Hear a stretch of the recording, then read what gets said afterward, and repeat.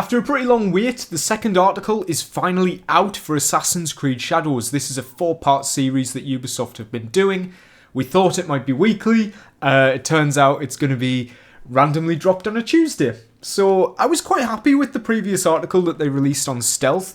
We had a good read through that. It was very in-depth, gave me a lot more confidence in the game and the stealth that we're going to be getting in it, which, let's face it, that's what Assassin's Creed fans need more than anything right now, is a bit of confidence in Shadows. So hopefully this article is similar. Today we're looking at the combat. Let's get into it. Let's see what they have to show us. And who knows, let's go into it with an open mind. Assassin's Creed Shadows Combat Gameplay Overview. Hi everyone! Assassin's Creed Shadows drops February 14th, 2025, and we're excited to keep digging into gameplay details with you. Trust me, that we need a lot of that right now. Last time we broke down stealth, and this week, it's not weekly, we're going to round up the fundamental principles of Shadows' combat system. Interesting. I wouldn't say combat is like one of the most essential parts of an Assassin's Creed game, but as we've gone on in the entries, they've certainly become more important, I think, to the franchise. You know, Odyssey, Valhalla, this whole abilities system kind of took over, so I can see the need to focus on it, is what I should say. The protagonist you're playing as and the weapon you're using dramatically alters combat. So read on to learn how Samurai Yasuke and Shinobi Naoe, okay, so we're going to get a bit of both of them, will clash with the enemy and take down their targets. We'll be joined today by Charles? Is that Charles Lee? Oh my god, are we being joined by a local legend? Shadows' game director for additional insight. All footage is from a work-in-progress build. Please note that some of the videos in this article may be compressed, which could affect their quality. Make sure to watch in 4K. Yeah, this was the same thing they said in the last one. Like, make sure your settings are turned up to 4K, which I will try my best to. I think they're only in 1080p though in this actual article. So let's get into this. We'll start with a quick roundup of the basic principles of Shadows' fight system. Remember that choosing to fight as Naoe or Yasuke, as well as your choice of weapon, can alter these building blocks. Okay, well that's fine. Light attacks. Light attacks in Shadows are quick, fluid, and reliable, inflicting small increments of damage. However, some enemy archetypes can power through them and land attacks of their own, so be careful. Yeah, that's fair. So, they're really having to, detail this? Heavy attacks, packing a bit more strength. Heavy attacks, yeah. Light, heavy attacks, we know what those are. This looks interesting, though. Posture attacks. Holding the input on any attack, so pressing and holding the light or heavy attack button, will charge that attack to significantly increase damage or output. This is called a posture attack. So this was similar to Assassin's Creed Origins, I believe, or I think it was in Odyssey as well, where you could hold your melee button and then you would do like a unblockable attack. A posture attack can be held indefinitely, allowing you to adjust your distances or change targets. All posture attacks are great at breaking through an enemy's blocking stance. Okay, so I think it is the same thing from Assassin's Creed Origins. Light attacks can be postured a bit faster. Okay, that's fair enough, so probably less damage but quicker to do, so you have to choose what you're doing. That's fair. I think we've got a little clip here. Is that right? Ah, look at this. Alright, cool. Well, let's just pause this a second. Let's break this down a little bit. First of all, you know me. We're going to talk about the outfits. Yasuke seems to be in a bit more of a casual wear. I wonder if this is like a training outfit or something. Chaining posture attacks. So this is probably, I'm guessing, if you keep holding down the light or heavy attack button, you could keep mashing attacks and your opponent won't be able to block it. Yeah, okay, so it takes off some of his armor, leaves him in a bit of a daze. Nice. I do like that they include these little clips. I think it really helps to contextualize it, because it does look different from Origins. It does look like there's a bit more skill required in your timing than just charging up an attack and going for it. Oh, and here's what we've seen here. Under certain conditions, such as a perfect dodge, an enemy can be put in a vulnerable state, which we saw there where his head was spinning and he's seeing the birds. A short window in which they can be dealt devastating damage. This vulnerable state is the perfect opportunity to counterattack by unleashing a posture attack or an active ability for maximum damage. I think we know what that means. we're going to get the abilities back. Defense basics. There are a few different ways in which Naoe and Yasuke can defend themselves, some unique to each protagonist. Here's a quick roundup. Both Naoe and Yasuke can use directional dodges to avoid incoming blows. Naoe's dodges are characterized by directional rolls, while Yasuke's are directional steps that keep his stature upright throughout. Does that offer any variety in, like, why would you choose to roll as opposed to stepping? Though both characters are very reactive, Yasuke's second consecutive directional dodge step has a slight recovery period, which Naoe doesn't have, so he's slower. He can't dodge as quickly, and he can't dodge as often. Interesting. I like that. That makes sense, and it adds something to each of their playstyles. Both Yasuke and Naoe share similar mechanics under the parry deflection umbrella, but the results vary slightly for each of them. Yasuke's parry mechanic happens on a straight line when a parry is successful. The enemy bounces back, opening themselves to counterattacks. In short, Yasuke does not have to back down and does not concede terrain. What the hell does that mean? Naoe's deflect mechanic requires similar timing, but sees her pivot to either side of the enemy. Right, got ya. So, when Yasuke parries someone, he stays still, basically, whereas Naoe will have to, like, move to the side because she can't, like, parry such a heavy blow. She has to move to the side and like, dodge it in a way. Which is cool, I like that. This changes the axis of combat and exposes the enemy flanks. Yeah, that's a positive. But it also means Naoe opens herself up to surrounding enemies. So Naoe is better for one-on-one combat. Yasuke is better for multiple because he doesn't have to compromise his position in the fight. I like it. Good. Again, sounds like it's been well thought out. Let's have a look at this gameplay. There we go. So we see there when he... Oh, and we're going to get to see both of them. When Yasuke blocks here... I wonder what this is at the bottom. Can you see my mouse on here? I hope so. There's like... is that ability sort of points? Is that how many hits you can take? Is this like your health bar here as well? So he doesn't move at all. Whereas Naoe... will do like a bit of a block. Okay, cool. Visualizes it nicely. Unique to Yasuke! Hey, Yasuke finally gets something unique to him. Block mechanics allow him to turtle up behind his weapon and withstand attacks, including incoming arrows or kunai. I wonder if the enemies have this as well to stop Naoe. Except for unstoppable attacks, which are detailed further below. This is a quote from Charles, so I'm going to do it in Charles' voice. These subtle differences in attack and defense are really what makes the control of each character unique and adaptable to your ideal play style. Skills and abilities. Skills and abilities can also be acquired and learned throughout your journey. So is this to do with combat? To further develop... Oh, so it's showing what combat skills you can get. These are active abilities that are triggered manually in combat to deal more damage. Manually? Okay, so it's like Valhalla and Odyssey, where you've got to choose which abilities you want to use, and you can only select so many. These can be crucial to... did I miss something there? New mechanics that require precise timing. Yeah, cool. These will be crucial to surprise your enemies as they are tied to your progress and will give you ongoing sense of growth within your combat mastery. Well, as long as it is mastery and not just a different skill. Like, as long as it's not just a choice, it's like an actual progression, like progressive sort of... Yeah, you know what I mean. Let's watch this bit of gameplay in which we see some of the unique combat that Yasuke has.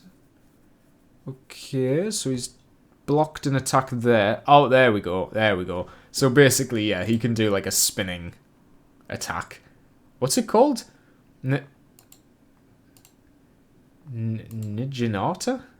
Crescent Strike. Alright, well, that's a pretty fancy name for it. He did a little spin. Active abilities are by far the most powerful abilities to acquire. Yes, we've all played Assassin's Creed games before. We know what they do. Players can also earn passive skills which work in the background to make you more efficient and powerful in combat. So I'm guessing this is more along the lines of like Assassin's Creed Valhalla's skill bush, where you can get percentage increases just by playing the game. These include regeneration increases, basic health increases, time dilation. Time dilation, it's going to be more useful, I think, for players like me that don't have quick reaction times. Two protagonists. In essence, our core fight mechanics are the same for Yasuke and Naoe.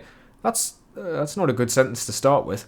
But as samurai and shinobi, because we don't use the word assassin in this building, respectively, they have their own weapon types and abilities that make them feel very different from each other. I mean, yeah, that's fair enough.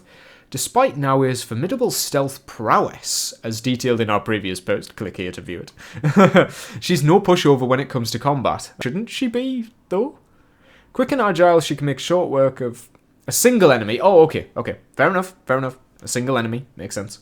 As the number of enemies increase, she will be at a significant disadvantage due to a lack of armor and limited combat resources. Yeah, but I'm sure a skilled player could still pull off a pretty impressive kill streak just with Naoe. But we'll see. At the opposite end of the spectrum, Yasuke stands as a... Oh god, that's that word I don't know how to say. Ready for prolonged knockdown, drag-out combat scenarios. Okay. For instance, the last attack in each of his combos will break an enemy's guard without relying on posture attacks. Okay, so if you pull off a combo, you can get the enemy's stance broken without having to go through the effort of charging up your attack. So I guess in a way that could be quicker. It saves you from ever doing a posture attack, actually, so yeah, fair enough. While both characters can carry two weapons, hey, we've had that confirmed, cool. And switch between them in combat. Okay, so it's like the other games. Yasuke is the only protagonist with the ability to switch weapons mid-combo. Ooh, that sounds interesting. We've never actually seen that in an Assassin's Creed game. Like, imagine if Connor could, like, do a couple of hits with his tomahawk, then a couple of hits with the sword, and then finish it off with the hidden blade. I like this. This is something I've never actually thought about before. Interesting. Which allows him to rapidly string together attacks and weapon ability. Yeah, you could just keep switching. You could go long range, short range, long range, short range. Oh. Okay, cool. I might try that. Yasuke has a few unique samurai tricks up his sleeves. One of them is the sheathed posture attack, where he will charge up an opening attack while his katana is still in its sheath. On top of looking quite iconic, most enemies won't see that one coming, if timed correctly. Okay, so nice new outfit here as well. You know I'm going to look at the outfit. I like these big pads here, big helmet. This kind of looks like the Ultimate Edition content. I wonder if they're showing that off. Ah, I like the animations on the sides as well. Sorry, I didn't pay attention to what he was actually doing. 1 second. What did he do? I love the effects on the grass. That looks amazing. Oh, okay, cool. So if you have your weapon sheathed, you know, a bit of a skill thing there. I quite like that. Weapons. Here we go. This is what we want. This is what we want to see. What have we got? Both protagonists have a unique selection of weapons available to them, which can offer their own unique set of abilities. Among other strengths, Naoe's weapons unlock stealth opportunities, while Yasuke's offer a variety of strategies to be deployed in combat. Cool, I like that. Naoe, katana. Naoe's katana is well balanced and versatile, offers a good balance of speed, damage output and defense, blah blah blah. Yes, we know. We'll be able to level this up and change it and stuff. The katana unlocks the ability to assassinate enemies through shoji doors. That's cool. And we've got some gameplay of it on ice. Oh, nice. Oh, I like her outfit as well. Oh, that was cool. That looked really clean. Oh, you can see the abilities on the side as well. She's got like a... I wonder if you can get the hidden blade in her boot and then do like a... Yeah, like an assassination that way. I wonder if that might be a secret unlockable. But yeah, I like that. That's cool. Shows how combat's going to work on the ice as well. Like, she actually does slip around a bit. And I think... Does she slip around during the actual movement as well? You don't really get a chance to see it. But I presume when she's fighting, she's going to, like, move a lot more on the ice. Maybe she could mess up as well. Like, without you inputting the incorrect thing. Oh god, here we go. The Kusarigama. Kusarigama? That sounds right. The fearsome Kusarigama is... I'm probably butchering that, sorry. Please correct me in the comments. Is now his best option for crowd control. Okay, it's an extendable ball and chain that can reach enemies at a distance and push back numerous enemies at once. I like this, I like this. While its scythe is adept in giving a single enemy a very close shave. The Kurosagama unlocks the ability to rush assassinate enemies up to 10 meters away. Oh, is that when she... yeah, we saw this in the initial stealth gameplay they showed us, where she, like, throws it and then she can, like, jump to it. So, oh, that's cool. Showing a bit of the environment as well. This looks a bit... Not the actual gameplay, but just look at the game. Like, the graphics and everything. I know my camera's in the way a bit, but the textures here don't look too good. They look a little bit rough. I don't know if that's just because of the way I'm viewing it. I mean, I'm watching it in 1440p, so... I don't know. That was nice, yeah. That felt very Valhalla, sort of combat-wise. That didn't feel too... sort of innovative. Tanto and Hidden Blade! Hidden Blade! We're actually going to learn about Hidden Blade combat! At last! I'm actually so excited for this. I've been wanting to see this since the game was announced. I hope we get to see the pivot blade in action here. Let's go. Hidden Blade combat marks its return when combined with the Tanto dagger. Okay, that's fine. Combining whirling slashes and lightning fast stabs is the ideal weapon for that strike and retreat, death by 1,000 cuts playstyle. Yes, yes. The Tanto and Hidden Blade combo unlocks the ability to perform double assassinations. We're getting double assassinations. I'm excited. I'm actually excited. Let's go. I want to see this. Okay. Where's the Hidden Blade? I can't see it. Oh, okay. Cool. Oh, yeah. So she uses it. Oh, whoa. That was cool. That was really cool. Oh, let's slow that down. A second. Let me just put that on like 0.25 speed. I just want to see what she does there. So there's the Hidden Blade. When she's doing like a flurry of attacks, it's a little bit difficult to see what she's doing, but look at that. Oh my word, that is an actual Hidden Blade kill. That's not like Valhalla doing a stupid like slash thing. That is proper palms out. Let's just watch that again. Yes! I really like that. I understand people may be a little bit annoyed that like there's not just single blade Hidden Blade combat, like you've got to pair it with the knife, but that's not too different from Connor and his pivot blade. Like the animations look really nice for that. You can tell that's something that they've had to do from the ground up and not copy off Valhalla. Therefore it looks better. Look at that, she even puts the blade away after. She does like a proper retract of it. That was amazing. That was really cool. I really like that. Okay, Yasuke.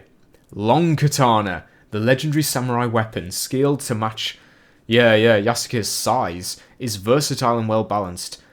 Equally efficient in attack and defense, it is the excellent choice for a one-on-one duel or in the middle of a large-scale skirmish. Let's have a look at this. Big old katana. Oh, I guess the option to take his helmet off is there. Crikey, he's so much bigger than that other guy. Nice. Yeah, we've seen gameplay of it. Ooh, I like the kind of when he's going to kill people, it kind of goes into like this bullet time looking eagle vision effect. It's like he's using a sixth sense to finish them off. Interesting, you know, looks alright. The katana's the katana, but you can tell compared to Naoe's katana that it's got a significant increase in like damage. And then there's this thing, which was his like weapon of choice, his pole looking thing. Naginata? I don't know. Standing at over 2 meters in length and sporting a sharp... we don't have gameplay of this. That's annoying. The Naginata is Yasuke's weapon of choice for crowd control. It is very efficient at keeping enemies at bay, as well as dealing damage to multiple enemies surrounding you. Okay, cool. Yeah, we saw a little bit of that earlier, so I guess they didn't have to show us that again. The Kanabo? Yeah, I think that's how you say it. Perhaps Yasuke's deadliest weapon. Ooh. Oh, is this his big club thing? Yeah. And definitely his heaviest. The Kanabo can break through enemies' defense and pulverize armor with the slightest hit, but its deadliness comes at the price of speed and mobility. For the Kanabo players, timing will be everything. I think I'm going to end up using that. If I play as Yasuke, I'm going to be using the club thing because it looks so cool. The Kanabo will be my weapon of choice. Or maybe the Naginata? The Naginata? maybe. I quite like the sound of that as well. When I was playing Assassin's Creed Origins, I always went with the staffs. I thought they were the best. The Yumi bow. Yumi. So there's only one type of bow in the game. Interesting. The Great Japanese Yumi bow allows Yasuke to attack unsuspecting enemies from a significant distance and strike them down with precision, like a bow and arrow. Surprise, surprise. Its variety of arrows offer an array of interesting strategies. Okay, so it's one bow with different types of arrows. That makes perfect sense to me. Let's have a look at the gameplay. You can crouch. I don't know if this was ever shown in gameplay before, but Yasuke can crouch. Got a big quiver there. Yeah, very nice. I think we saw this in the previous... Did we see this before? I feel like we've seen this before.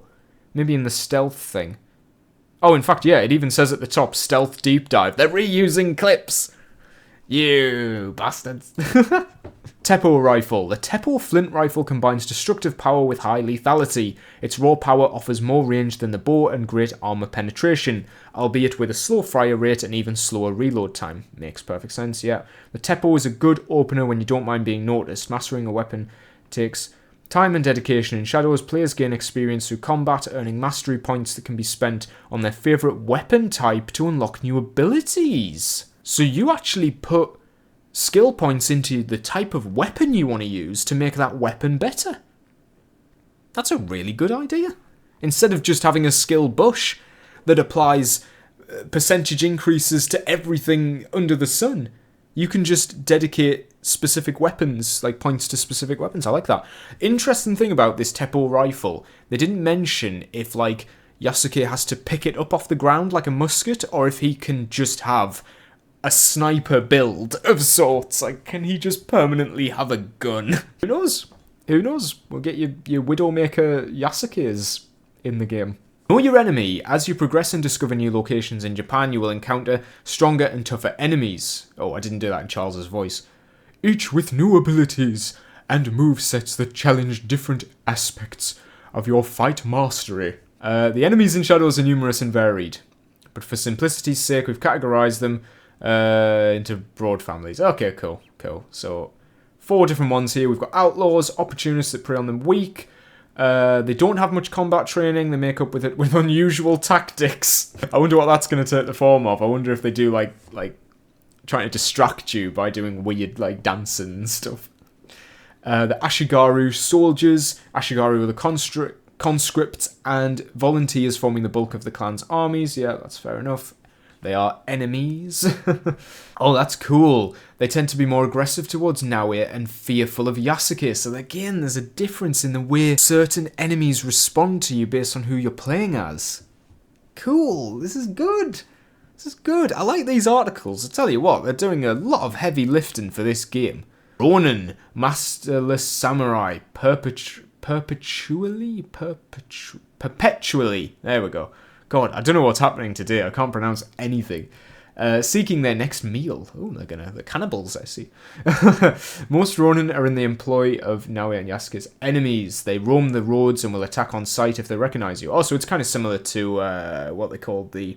Oh, what was it called? That system in Odyssey where you'd get attacked every 5 seconds by someone. I can't remember what they called it now. Samurai. Superb warriors, well-trained and fierce in combat. Samurai carry a wide variety of weapons, from their trusty katana to the mighty kanabo. So they're pretty much the same as Yasuke. I wonder if that plays into any particular boss fights. Maybe you've got to, like... I'm just saying, if they've got all the samurai mechanics, like, into an enemy type, you could easily have a boss fight against Yasuke where they just remake... they reuse all of the samurai assets, maybe when Yasuke and Naoe are disagreeing at the beginning. I'm very hopeful for that. That would be really, really cool. If, like, you have to boss fight against the other one, depending on who you choose to play as. The ideas are brewing.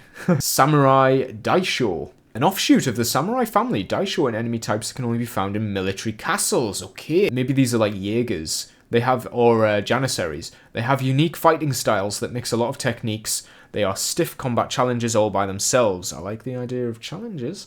Let alone when surrounded by other samurai. The gateway to some of the best loot in the game, so they're worth the time and the effort. Oh, okay, so we're talking like end game, end of dungeon bosses here. Okay. Are they like mixed techniques. Okay, so maybe they're a bit more flexible in terms of like the difference between. Maybe they're a bit more flexible in terms of like the difference between being agile fighters and like heavy fighters. They're a bit of a big mix of both. They can do both. I'll do that again. So maybe they're like a mix between the agile kind of fighter and the more heavier build. Like they can do a bit of both. They're flexible. Interesting. Guardians, an elite group of badass samurai. They actually said that in the article. They actually called them badass. Alright, Ubisoft. I think they like these ones. Guardians are used as reinforcements when an alarm is raised at any province with their unmistakable white manes and face masks. Okay, maybe they are badass. Guardians aim to strike fear in their opponents and offer some of the most difficult combat you'll find in Shadows. You know, like in terms of just how many classes there is here, like I think 6 is pretty good. And that's like just generalizing the enemies. Study their tactics. Recognizing the patterns and tactics of your enemies will ensure you gain the upper hand in any situation. Here's a brief look at some of the mechanics and challenges you will face. Flurry attacks. Look, I think we know what a flurry attack is. It's going to be a lot in one go. Unstoppable attacks are going to be those ones in red. Yeah, it even says red glint. Okay, let's just have a look at these. I don't think we need to like read through what these are. Okay, so your blue ones are going to be quick. A bit like in Arkham Knight, the attacks that have the yellow indicator above them. They're a bit like that. Like this outfit. Is this a red repaint of her default robes? Or is this again like the Ultimate Edition content that they scrapped? Sneaky of them, like showing us outfits that you're going to want when the game comes out. And then these are the big ones. Oh, cool. I like it. It got a bit more nuance to it. Yeah, it looks like a bit more timing involved. It reminds me of Unity. It really, really reminds me of Unity, which is good. That's a good thing. Oh, and we're at the end. This is the end of the article, so let's see what they've got. While under attack, enemies have a variety of reactions available to them to attempt a momentum shift. These are called defensive actions, and they can vary from a simple step back to avoid a single blow, all the way to lightning-fast, unstoppable counter-attacks that will challenge your nerves. You'll get a bit wound up at them. Generally, the more enemies are involved in a fight, the less defensive actions each of them will perform, confident that their numbers will be enough to overwhelm you. Cool, cool. But in a one-on-one duel against a highly skilled warrior, defensive actions will be numerous and nearly constant, pushing you to diversify your attacks and utilize every move you've learnt along the way. Interesting. That's all we have. That's all we had this week.